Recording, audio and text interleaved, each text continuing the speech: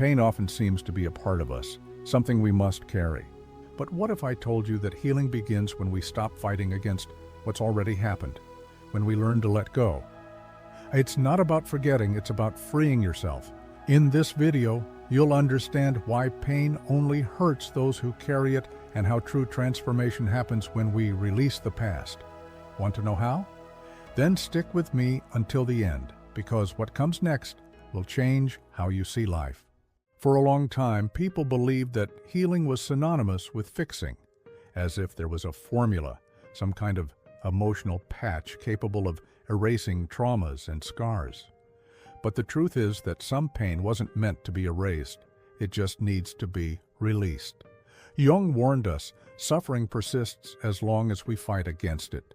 And the more we try to force healing, the more trapped we become in our own suffering, as if we're rewinding a tape that should have been ejected long ago.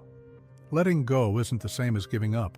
It's actually an act of profound wisdom, the kind we only understand after we've exhausted all rational exits. It's like holding a heavy object for hours. Relief doesn't come when we understand why it weighs so much, but when we simply put it down. The soul needs air, and for it to breathe, we need to let go of the endless attempt to understand everything, because some pain doesn't want to be understood, it just wants to be respected and released. It's not easy to accept that there's no healing in the way we expected, and maybe that's why so many people stay trapped searching for answers, when actually the key is making peace with what can't be explained. How many times have you tried to solve the hurt as if it were a math problem? Well, what if the way out is precisely to stop trying to solve it? Gradually, we begin to realize that true relief doesn't come from ready-made formulas, but from the courage to let go. And this, by itself, opens space for an even more powerful question. Pain has a curious effect. It feeds on our insistence to hold on to it. Jung said that suffering only hurts as long as we cling to it, as if carrying painful memories were a way of protecting something sacred, but it's not. It's just exhaustion disguised as attachment. Anyone who has held a grudge for years knows what I'm talking about. Hurt doesn't dissolve on its own. It demands an internal gesture of opening, like someone releasing a rope that's been stretched for too long. The problem is that deep down, the ego gets used to this pain. It becomes a constant companion, almost comfortable. If I let this go, what's left of me, we ask ourselves. But that's exactly where the prison lies, confusing pain with identity. When you hold a hot coal in your closed hand, a burn is certain. Letting go doesn't mean ignoring the past, but recognizing that it no longer needs to dictate your steps. Lightness begins when you understand that you're not betraying your story by moving forward. You're honoring your evolution. And the most fascinating thing is that when you let pain go, a kind of internal silence emerges that you'd forgotten existed, a new clarity, as if the mind, previously too occupied with the whys of the past, finally finds space to feel the now. It's at this point that we realize it wasn't the past that was hurting us, but our reluctance to let it go. And upon realizing this, a new layer of attachment reveals itself. Some people hold on to pain like it's a valuable object. They turn it over, clean it, display it, and when someone says, "let it go," they even take offense, as if asking them to let the wound go were the same as invalidating what they felt. But Jung reminds us that the real imprisonment isn't in what happened, but in the unconscious need to keep the story of pain alive. The rational mind wants to understand, resolve, put the pieces together like a puzzle. The unconscious, it just wants to breathe. That's why even when someone says they want peace, they remain stuck in the same patterns, the same stories, the same memories, because a part of them still believes that if they forget the pain, they'll be forgetting themselves. But that's the ego's trick, keeping identity glued to what hurt us. And the worst part is that it weighs us down. It steals lightness. It prevents us from opening up to the new, the unexpected, the real. Living in the present requires empty hands, ready to touch the now, not clenched fists holding on to what's already gone. When we begin to notice this mechanism, everything changes. We notice that we're repeating pains, as if trapped in a room where the movie is always the same, only the scenery changes. And then we understand, we don't need this anymore. We can stop trying to fix what only needs to be let go. We can choose not to define ourselves by the scar, but by the path we've traveled to get here. And when we glimpse this choice, something much deeper begins to reveal itself. Many people walk around believing they are what they've felt at their worst, as if the pain experienced had stamped their soul and said, "This is what you are now." But Jung already warned, this is an ego trap. When we identify with our own wound, we begin to move through the world based on defenses, traumas, and emotional shields. It's like wearing a mask made of scars. And after wearing it for so long, we forget what the face behind it looked like. This type of identity makes us repeat patterns without realizing it, always attracting similar situations, similar relationships, conflicts that feel like déjà vu. And all this because deep down, we still see ourselves as the one who was betrayed, the one who wasn't loved, the one who suffered. But no one came into this world to be an emotional label. Life is more than that. Our true essence is always behind the story, waiting for space to emerge without noise. And this is where the process begins to turn. When someone recognizes that they can exist beyond what they've experienced, they begin to shed the layers. It's not about denying the pain, but about not turning it into a biography. And this is revolutionary, because it makes room for the new, for lightness, for spontaneity. And when the true self begins to appear, even if slowly, the game changes. And this change requires something that few people talk about. Letting go of what hurts us seems simple in theory, but in practice it requires a quiet courage, the kind that nobody applauds. Jung saw this gesture as a true act of self-love, because letting go isn't abandoning, it's honoring. It's looking pain in the face, understanding what it came to teach, and then gently letting go of control. This doesn't happen all at once, it's a process.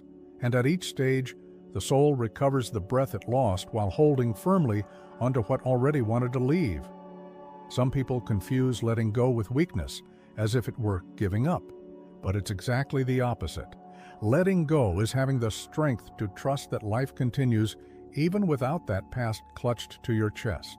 For example, someone who has spent years blaming themselves for a mistake can, by choosing to forgive themselves, finally breathe differently. They might write a letter to themselves, burn it, plant something new in its place, and with this symbolic gesture, begin a real liberation. What holds pain in the chest often isn't the wound, it's the fear of who will be without it. This courage has a bittersweet taste. It hurts at first, then brings relief. And the more we practice this movement, the more we realize that letting go is also rediscovering ourselves. Lightness begins to occupy spaces that were once suffocated. And when we least expect it, we begin to realize that we no longer need to carry so much baggage. But the curious thing is that when we let go, something hidden begins to emerge from the depths. Everything we avoid feeling, that we sweep under the emotional rug, ends up in a dark corner of the mind that Jung called the shadow.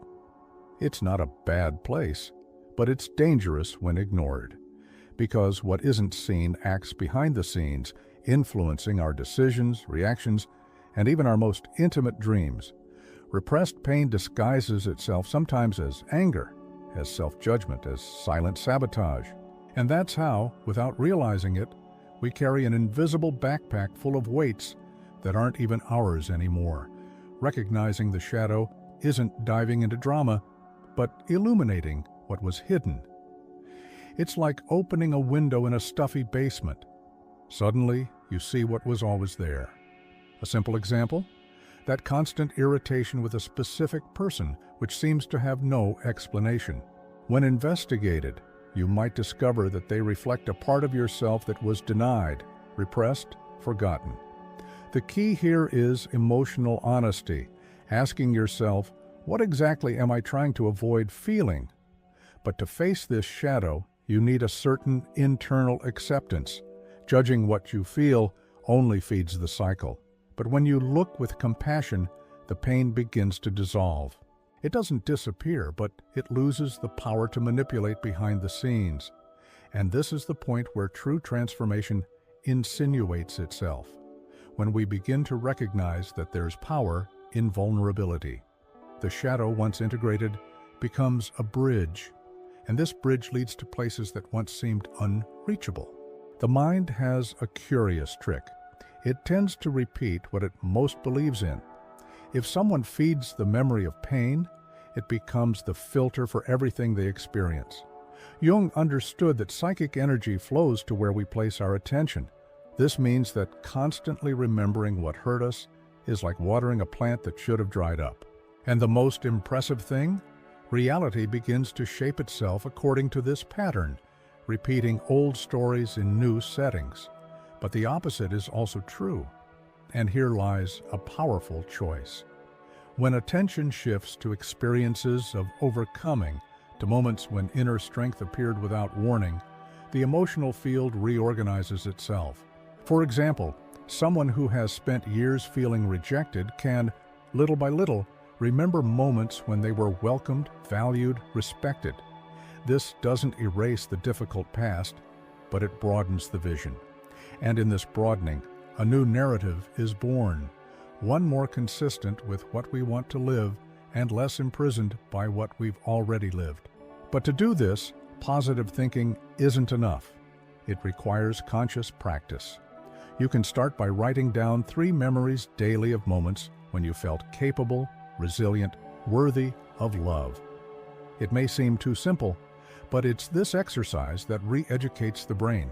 And as Jung said, the unconscious responds to symbols, repetitions, images charged with emotion. Changing focus is, therefore, a profound way of changing reality, and this opens an internal space that leads us straight to the next essential point. Letting go is, above all, an act of profound kindness toward yourself. Many of us were taught to be demanding, critical, always seeking perfection. But true transformation begins when we allow ourselves to be human. Jung saw self-compassion as one of the strongest pillars of the individuation process, that internal movement that brings us closer to our true self. It's not about settling into pain, but accepting it, honoring it, and giving yourself the necessary space to grow. It's as if, instead of fighting against what you feel, you gently embrace the pain, as you would with a dear friend who is suffering. Instead of judging yourself, you offer understanding. An example would be when someone catches themselves making the same mistake repeatedly. Instead of entering a cycle of guilt, self-compassion says, "This is part of my process. I learn from it, and I can try again." Self-care, then, becomes not just an action, but a stance. You put yourself first, because you understand that your own energy is fundamental to change. When we begin to practice self-compassion, our relationship with suffering changes. It stops being an obstacle and becomes a teacher. Instead of fighting pain, you learn from it, and this creates a lighter, more expansive internal environment. It's not about avoiding pain, but learning to embrace yourself in it. And it's in this space of acceptance that healing begins to take its first steps. You begin to realize that life's weight isn't something to be carried, but to be integrated. And this leads directly to the next stage. When we release what no longer serves us, something powerful happens. The psychic energy that was being consumed by pain begins to be released. Imagine that the mind is like a battery. The more unresolved feelings we keep, the more energy gets trapped, stagnant, unable to expand. But when we finally decide to let go, this energy reorganizes, and the soul finds space to grow. The process is like clearing a plot of land. What was once occupied by weeds gives way to new seeds. This movement of release isn't easy, but it's necessary. And the reward? A feeling of renewal, of expansion. you begin to feel more lightness in small things. From the moment we stop fighting against the past, it loses its power over us. It's not that the pain immediately disappears, but it no longer has the same control. For example, an old trauma that prevented us from trusting others begins to dissolve, and trust is regained little by little. This happens because the mind is no longer occupied ruminating and defending what no longer belongs to us. When we release what weighs us down, we create space for something new, a new pattern of thinking, a new vision of the world, a new way of dealing with adversities. It's not about forgetting the past, but understanding that it no longer needs to define the future. Freedom begins exactly when we decide that what has passed will no longer dictate our choices. And it's this path that leads us to a deeper connection with our true self. The self, in Jung's view, represents the totality of who we are, all the parts that make up our essence. To reach this totality, however, we need to transcend the pain that defines us, the stories that limit us. Suffering may be part of our journey, but it is not our identity. Pain is temporary, but the self, that is eternal. To connect with the true self, it's necessary to let go of the layers of suffering that keep us tied to a past that no longer belongs to us. But how do we do this? When we identify with pain, we lose sight of our capacity for transformation. Pain becomes an invisible prison. Imagine that for a long time, you see yourself as someone marked by a loss or a failure. This label begins to stick, and you see yourself as someone broken, unable to change. However, the true self only emerges when you stop identifying with suffering and begin to perceive yourself as something greater. Liberation comes exactly when we understand that we are not what happened to us, but who we choose to be from this point forward. This is a gradual path. It requires patience and self-understanding. Pain is a signal, but not a death sentence. By releasing it, the self begins to flourish. It's not about ignoring suffering, but recognizing it and then moving forward, allowing wounds to heal to make room for true transformation. Suffering in this context is a tool to make us grow, but the self only fully reveals itself when we stop using it as a limit. Forgiveness is often seen as an act of kindness toward others, but in truth, forgiveness is an act of liberation for ourselves. Jung said that resentment doesn't affect the person who caused it, but rather the one who carries this weight. When we hold a grudge, we're tying ourselves to something from the past that no longer belongs to our present reality. True liberation comes when we stop carrying this emotional burden and allow energy to be released. Forgiveness doesn't mean we agree with what happened, but that we choose not to let the past dictate our present emotions. This process can be difficult, especially when the wound is deep. However, forgiveness isn't about forgetting what was done, but about stopping the cycle of reliving the pain repeatedly. It's an invitation to inner peace. Imagine that, by carrying a heavy weight all day, you end up getting used to it. Forgiveness is like putting that weight down, stopping carrying it. Sometimes the person we need to forgive is ourselves. This forgiveness is equally essential for our healing and growth. When we forgive ourselves, we're releasing the past, and with it, creating space for a new version of ourselves. However, forgiveness isn't a straight line. It demands a process. It's not something that happens overnight, but a path of understanding, acceptance, and finally, liberation. The most important thing is to realize that forgiveness isn't a favor we do for others, but a gift we give ourselves. Only then can we truly move forward without the weight of resentment. And this is the first step to reconnect with our true self. Living in the now is more than just a mindfulness tip. It's a transformative path for those who want to break free from the cycle of suffering based on the past. Jung understood that the pain we carry from the past only has power over us, as long as we continue to bring it into the present. When we focus on the present moment, we stop giving space to the shadows of the past and allow transformation to happen naturally. True healing begins when we disidentify from suffering and choose to be fully in the now, with an open mind and a free heart. Often we're so busy reliving emotions from the past or worrying about the future that we forget the power of the present moment. But the present is the only space where true change happens. Imagine you're stuck in a pattern of suffering, and every time you remember something painful, you bring that pain back. By focusing on the now, you begin to interrupt this cycle. Pain no longer has control over you because you've set it aside to live the experience that's in front of you. And in the now, healing begins to manifest. Choosing to live in the now requires practice and self-knowledge, but it's the key to overcoming the limitations imposed by past suffering. When we're present, the mind quiets down, and paradoxically, that's when we can best access our true inner strength.